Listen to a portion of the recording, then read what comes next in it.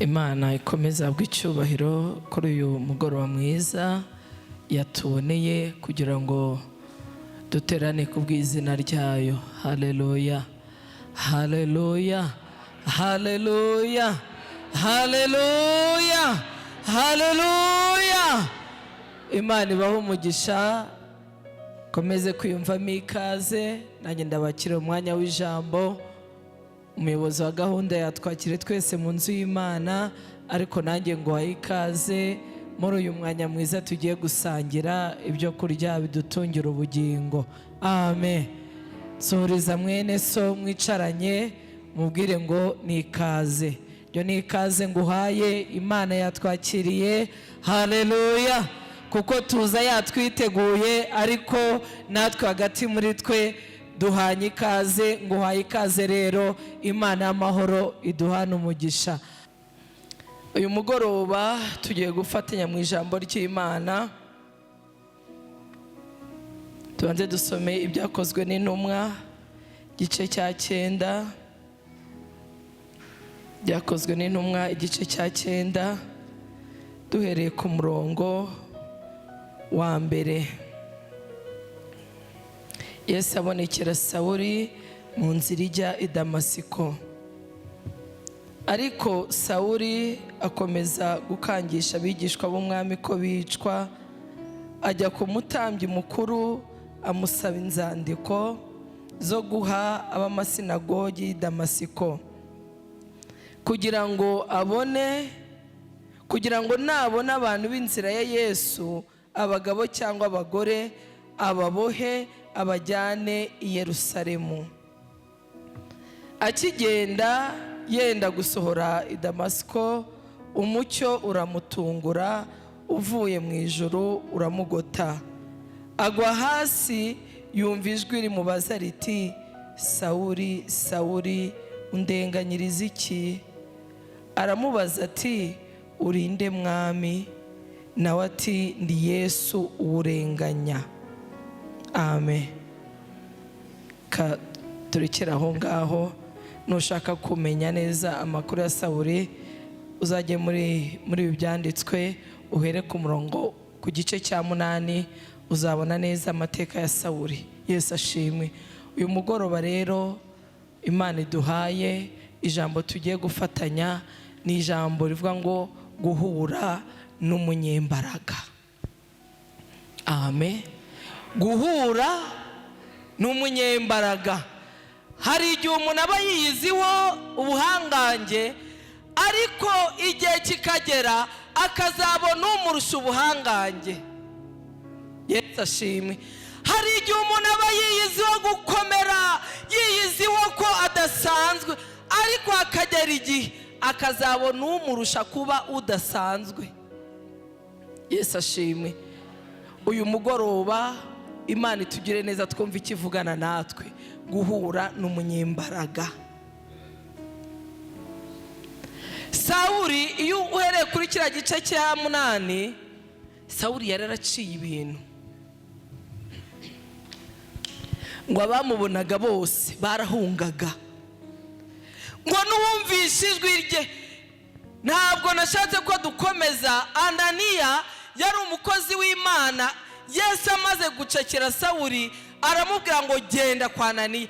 Ananiya cyumva Sawuli aravuga ati, karabaye, nanjye ubu ndagiye. Haleluya.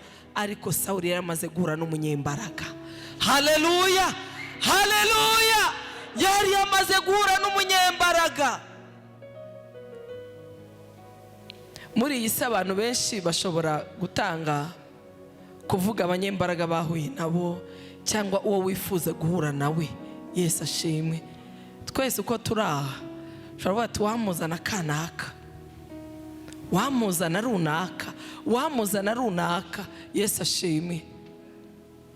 Ubu hari n'umuntu wicaye avuga ati, uwamuza na Revera mama tumukunde, kuko amuziho iki? Hari ikintu amuziho. Aho akajya yicara mu iriya ntebe akavuga ati, ariko Mana, uretse kumureba gutyo wama tukicarana tugahura nge nawe. Abandi bakareba abakomeye bo mu isi, akaba atari ko icyama ngahura, kandi koko tugendeye mu bifatika hari abantu bahuye n'abakomeye birahinduka. Yesu ashimwe, amen. Hari abantu bahuye n'umubyeyi w'igihugu cyacu cy'u Rwanda, bari muri nyakatsi, inzara, ibintu byose byarayoberanye, ariko ngo bahure. Abakura muri nyakatsi, arabubakira ngo bahure, abahinga, ubworo burashira. Haleluya. Uwo muntu yahuye n'ukomeye hano mu isi, ariko nje sinje kukubwira ukomeye hano mu isi, nje kukubwira umunyembaraga ari we Kristo wabambwe ku musaraba. Haleluya. Abo ba mu isi rwose, iyo duhuye mu buzima busanzwe hari ibintu bihinduka, ariko nje kuvuga ku munyembaraga watwitangiye Igorigota, agasiga icyubahiro yari afite, agasiga ubwiza kugira ngo njyewe nawe aturonke. Yesu ashimwe. Ako mbariza umuntu muri kumwe ngo umunyembaraga wahuye nawe? Nta kabazo, wahuye nawe? Haleluya. Ntabwo nkubajije ko wahuye n'abanyedini cyangwa uri mu idini, waryo vuga ngo ngende umukristo waha, ntabwo icyo ngicyo ari cyo mbajije. Mbajije niba warahuye. Haleluya. Kuko ijambo ryatubwiye ngo Sawuli ngo yagiye kwaka inzandiko, ajya kuzaka umutambyi mukuru. Yesu ashimwe. Umutambyi niwo Sawuli yagiye kwaka inzandiko zo kugira ngo zimwemerere gufata abagabo n'abagore bavuga izina rya Yesu kugira ngo abashyire mu nzu y'imbohe. Ku gice cya 8, Stefano ubwo bamuteraga amabuye, jambo ratubwira ngo Sawuli yarari aho ngaho, ari we watanze itegeko. Kandi Sawuli ibintu byose yabikoraga ngo ryari ishyaka ry'idini. Imana itugirire neza. Ryari ishyaka ry'iki?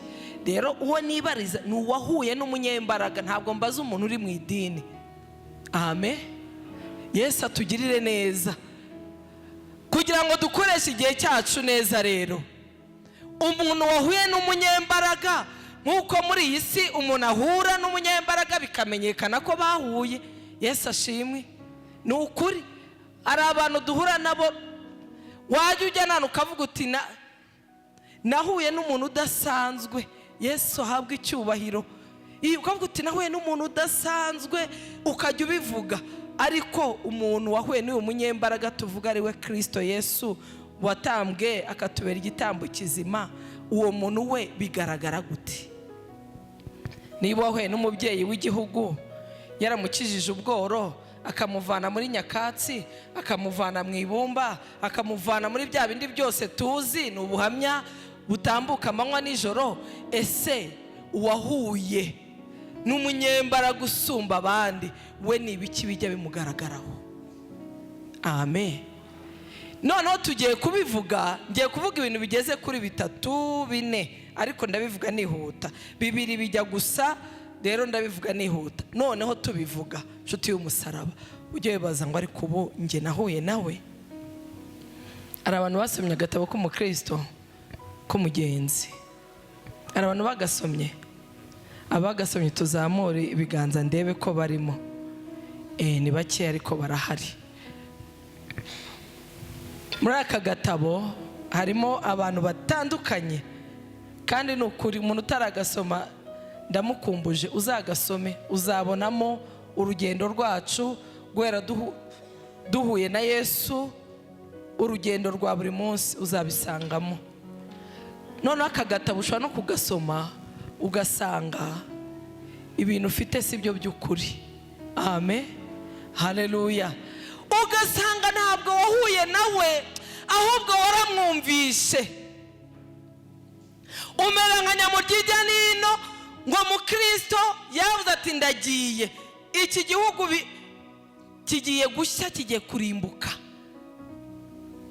tariko ahantu ngiye ni heza, hari umunezero, nta bukode bubayo, nta madeni abayo, nta nzara izongera kubaho, nta miruho. Nyamurya ati nsubiriramo witonze, ongera untangirire umbwire aho hantu uri kujya. Ati ahantu ngiye icyo gihugu hehe n'uburwayi, hehe na za kanseri zaturembeje, hehe n'ibiza byuzuye muri iyi si. Ahantu ngiye nyamugigene atahunga ahantu ntabwo nahacikanwa. Ngewe kwirirwa mvunika nkazinduka ubwo ari ahantu badakora, tugende ngo baragenda, ariko yikubise imbere. Yikubise imbere. Hari abantu bafite amakuru ariko bumvise, ariko mu Kristo yari yahuye n'umunyembaraga ngo yikubite imbere, bitangira ko ibibazo bikubita muri gahinda gasaze, mwiseho gahinda gasaze. Akandagiyemo bwa mbere, akandagiye bwa kabiri, mu Kristo asaguritse. Nyamurya nina aritegeza ambwira ati niko sha, ahantu wambwiraga naha. Ambwira ati rero nge ntabwo ibi nabivamo, narinzi yuko ari ukunyerera nkagwayo, ngo atangira kwisayura asubira inyuma. Haleluya! Uwo ni umuntu wumvise amakuru ariko ntabwo yahuye n'umunyembaraga. Ese mwene data, wahuye n'umunyembaraga? Mwarahuye? Ikintu cya mbere rero kizakugaragariza, cyanange kikangaragariza ko nahuye n'uyu munyembaraga. Ikintu cya mbere, uhita wibonaho intege nke. Uhita wibonaho intege nke. Yo wahuye n'umunyembaraga, wowe ubona uri umunyantege nke. Ubundi ko niko kuri. Uhita Sawuli twasomye ngo umucyo ukimukubita, ijwi ryamaje ngo Sawuli Sawuli. Ntabwo ijwi ryamwibwiye ngo rimubwire ngo njyewe ndi Yesu Kristo uriho urirukankana abamwizera, ahubwo yavuze ngo Sawuli Sawuli, ni iki gitumye undenganya? Sawuli ntabwo yavuze ati ariko wampaye amahoro wowe bite byawe, ahubwo yese avuga ngo urinde mwami. Ikimenyetso cyo guca bugufi, ikimenyetso cy'uko noneho nawe akubitanye n'umurusha imbaraga. Aravuga ngo Sawuli nari igihangange, ariko uwo muye nawe andenzeho. Ahita amubwira ngo urinde mwami. Yabwiwe n'iki ko ari umwami? Haleluya! Ahita iyo uhuye n'umunyembaraga uhita wibonaho intege nke. Yesaya ibice 6. Yesaya ngo yabonye ubwiza bw'Imana, ngo yicaye ku ntebe yayo, ngo imyenda y'ibishura byayo ngo byuzuye mu rusengero, ngo abakerubi bose hafi ngo bavuga ngo uruwera. Yesaya aranje avuga ngo mbonye ishyano, mbonye mu maso y'Uwiteka, ati ndapfuye birarangiye. Yesaya ahita yibonaho ko ari umunyabyaha, ngo mbonye ishyano kuko mbonye Imana ndi umunyaminwa yanduye. Yesu ashimwe. Icyo ni ikimenyetso cy'umuntu wahuye n'umunyembaraga. Haleluya! Uwahuye n'umunyembaraga ntabakikubita mu gatuza, ahubwo ahita acishwa bugufi. Haleluya! Yesaya mu bice 5. Yego, ibice 5. Igice cya mbere n'icya kabiri n'icya gatatu n'icya kane yarakira hose yarahanuraga, ariko ageze mu bice 5 aca bugufi. Haleluya! Haleluya! Hari ukuntu tujya twiyumvamo ko turi abantu bageze iyo tujya, ariko burya iyo Imana igize gutya ikatugirira ubuntu, duhita tubona turi abantu bo kubabarirwa, tukabona twambaye ubushwambagara, bikadutera guca, tukavuga ngo mbega bande. Yobu niko yavuze, aba ngo ariko umuntu, oya ni Dawidi, aba ngo umuntu ni iki?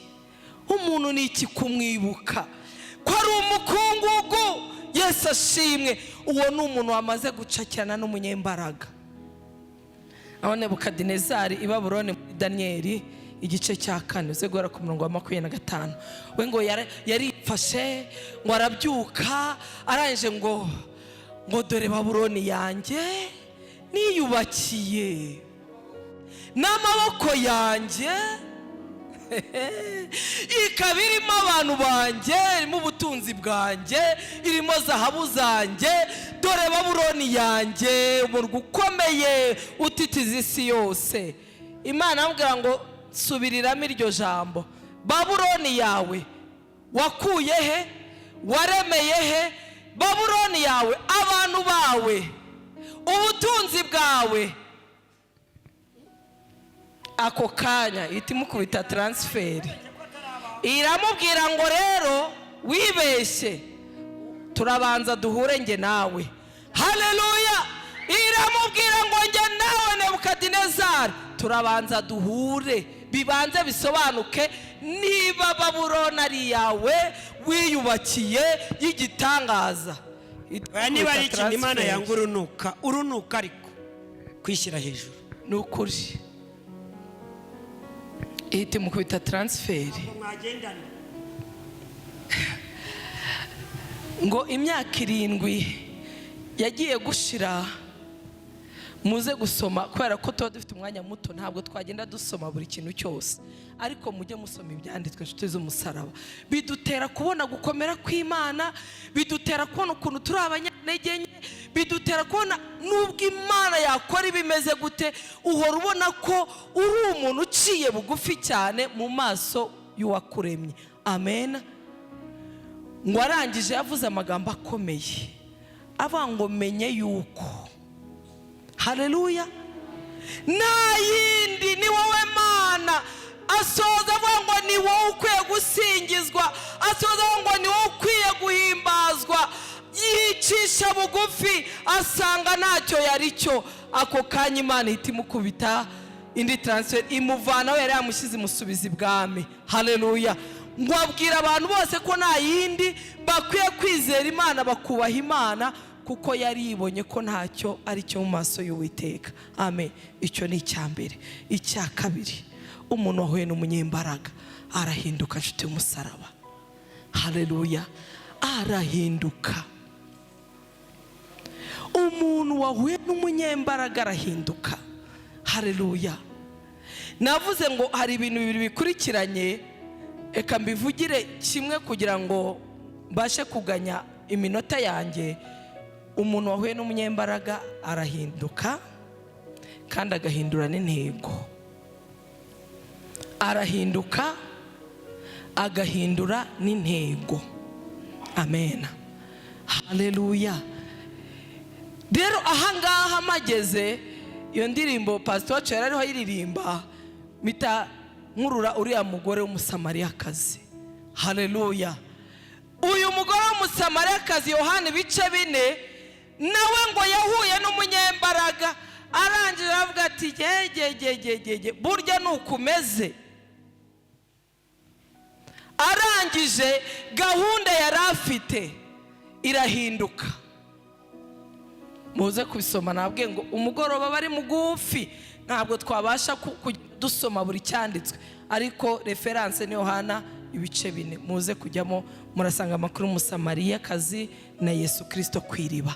Atangiye kumugira mu mategeko, atangiye kumubwira yuko iriba rikomeye rya Yakobo sekuruza wabo, ibintu bikomeye.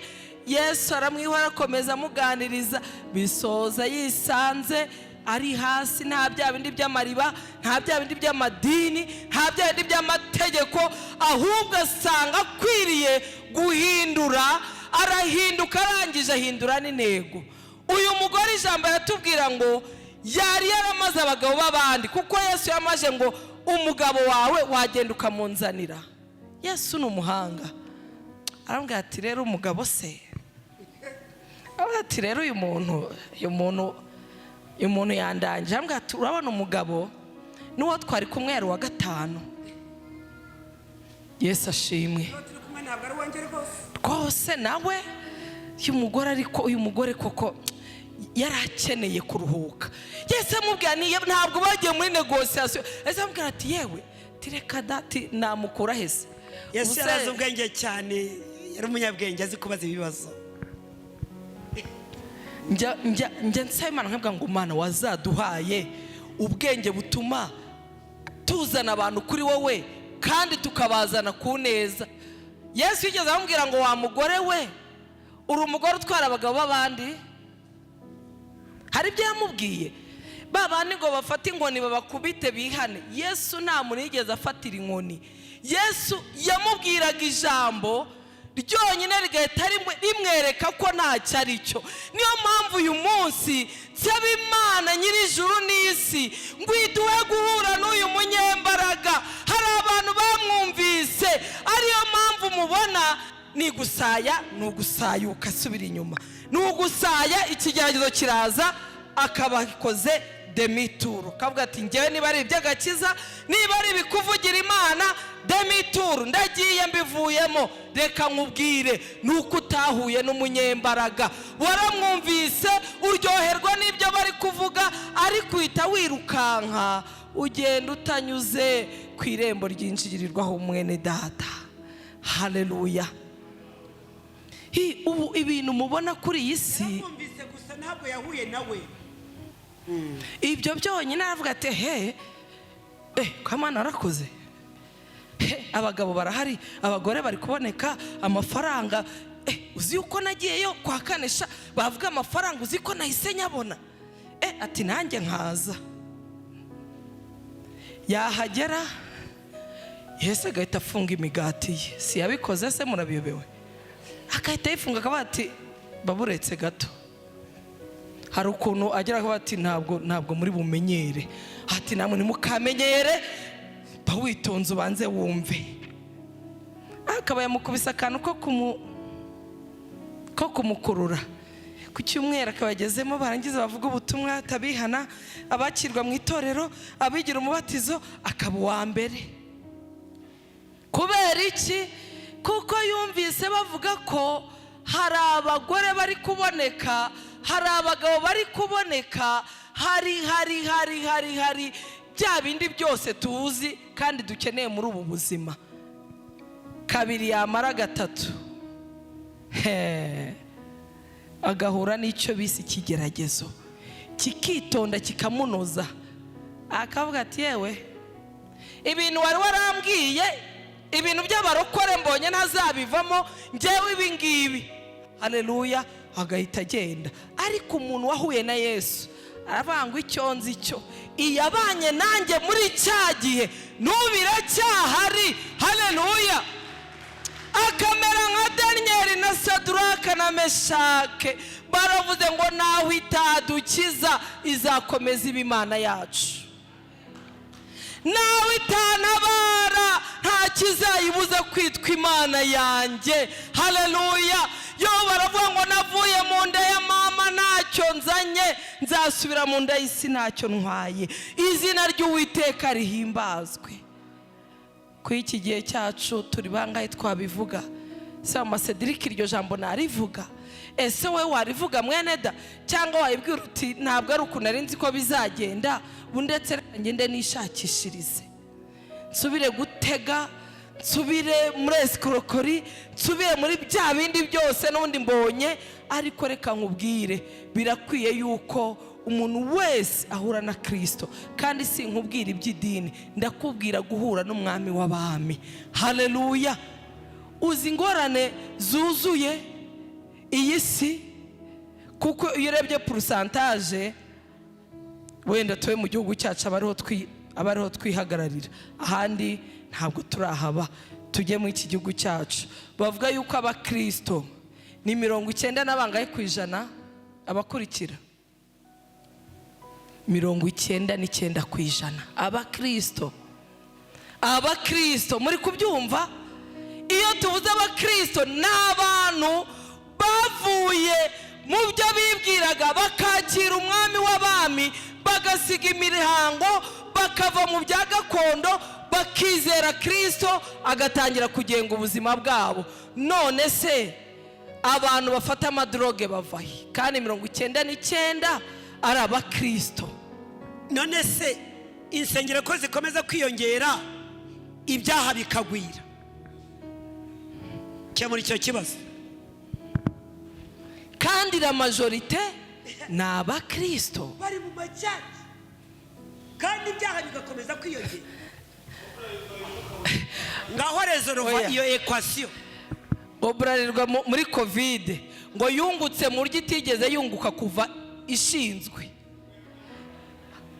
umukristo yarifataga akagera bati byakomeye, amakesi 5, iza Heineken 2, iya Musteri, iya Primus. Umugore ati njyewe nzanywa ka Musteri cya ka Skol, haje na ka Skol.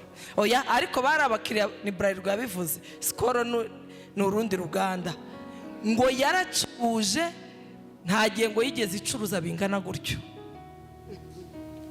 bari bafite umwanya wo kuzima.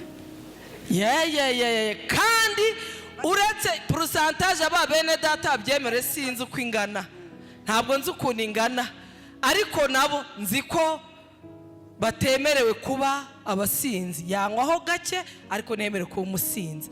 None se inshuti z'umusaraba, abanywi b'inzoga bava he? Abasambanyi bava he? Yesu atugirire neza. Kandi bose bicaye mu nsengero, si ikibazo, mureke duhure n'umwami w'abami. Haleluya. Uyu mugoroba, haleluya, turacyafite amahirwe, ntibirarangira mwene da, ntabwo birarangira. None se ntari abapasitori bazigobekana? Ntari abadiyakoni bazigobekana?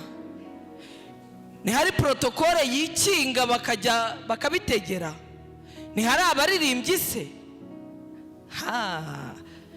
Ba pastori twese nivuze mutavuga ngo ntawe ntunga urutoki, ndi kukubwira nibwira. Haleluya. Ibyo bice byose ntibirimo. None se mu nzu y'Imana, Imana bango ndamba abasambanyi, iri jambo rirambabaza iyo riri kwaturwa. Ndamba abasambanyi, ndamba abasinzi, kandi twese no kwigaburo ryera tujyayo. Nta nubwo ari abahagaritswe. Buri umuntu watenzwe n'itorero kubw'ibyaha yaguyemo, buriya we ntabwo wamutinda. Ariko twese turimo turaririmba, turimo turarambura amaboko, turiho tururira imisozi. Ariko ikibazo gihari ni kimwe, nuko tutahuye n'umunyembaraga. Twumvise urusengero rwabaye nka class ya business, abantu bajya kwigiramo amaproje. Ariko reka mbabwire, uyu mugoroba ndabyifuza nawe ubyifuze, ubwira Kristo ngo nshaka ko nge nawe duhura nkabona ububi bwanjye. Haleluya. Waza ukambwira simbubone, ariko nahuye na Kristo, bita nibona. Ariko iyo nuriye mu nkike, nkaba nakwebyeho nagomba kunyura bwa mbere, buri gihe uzamenye ngo niko guhora abantu bagongana, muri korari bagongana. Yafashe mikoro, nge sinayifashe. Umuntu wahuye n'umunyembaraga ntabwo utwo tuntu yatujyamo. Mpagaze nkaririmba nayifite, ndi guhimbaza umwami wanjye. Ariko nutayima, kuko nge mfite intego yanjye bwite, nutayima intambara ziravuka. Kuko mfite intego, nkeneye ko abantu bamenye ko mfite ijwi. Ariyete se wenyine uririmba, wumvise? Ariko se niba aririmba izina ry'Imana rigabwa icyubahiro, nanjye aho mpagaze nkazamura rigabwa icyubahiro. Ikindi ni iki? Ariko kubera ko dufite ibindi bintu, tutahuye n'umunyembaraga. Twumvise ko muri korari uhageze abasore bagira, abakobwa bikamera gutya, nyine mu itorero ukamenyekana, nyine ukagira ute? Niyo wajya mu ijuru mu itorero batarakumenye, byaba bigutwaye iki? Amen. Oya, ukajya mu ijuru pe itorero ritarakumenye. Ariko umurongo wa mbere nta wanereka ku wa kabiri, banereka ku murongo wa kabiri hejuru y'iki. Urandebera agasuzuguro.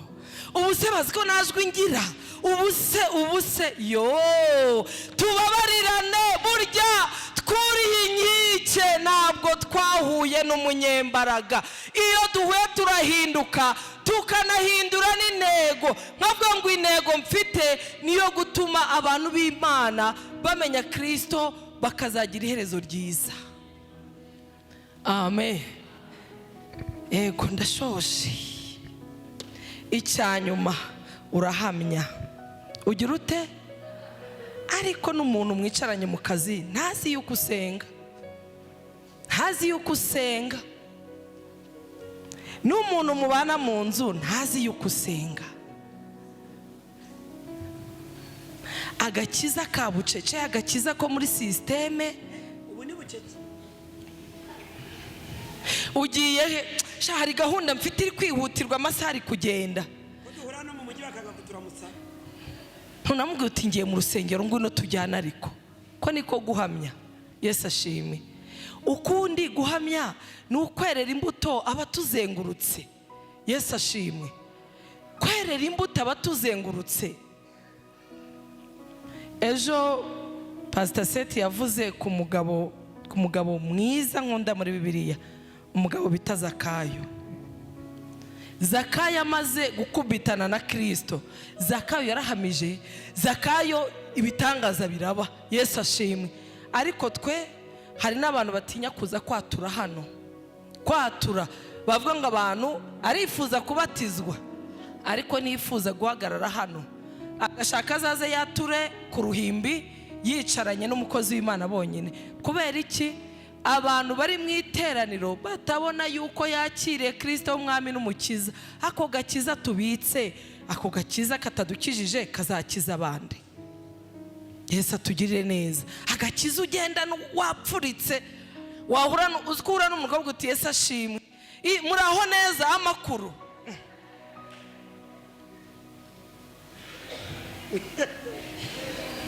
kugira ngo atavuga Yesu ashimwe bakavuga ko yakijije. Oya urayivuga agahita avugaho ibindi, amakuru mumeze mutese. Yesu ashimwe, mwiriwe. Kavuge se uyu muntu nta afite ikibazo wenda cy'ubumuga bwo kutumva neza. Iyo dure mu rusengero se ko duhoberana cyane. Yesu ashimwe, ndabakunda abakozi b'Imana, ariko mwakubitana i Remera agahita gukwepa muri banke ugahita uyoberwa ahantu arengeye. Amen. Mureke duhamye, ahubwo imodoka zizabagonga. mureke duhamye. Yesu ashimwe. Mureke duhamye, isi nayikizwe. Ntabwo twahawe agakiza ngo tukagira ibanga, twagaye ngo tubwire n'abandi ko twamenye ibyiza byako. Ariko niba utarahura n'uyu mugabo biragoye nyine, ntabwo uramenya ibyo ari byo. Imana ibaha umugisha. Uyu munsi ubigire icyifuzo, nunataha ubwire Kristo ngo numva nshaka guhura nawe. None se ongera umumbarize ngo usanze mwarahuye. Mumbarize nkaho nakakimubajije. Mbarize wowe iruhande rwawe tusanze mwarahuye koko. Mwarahuye? Niba mutarahura bifatira umwanzuro. Yesu abaha umugisha.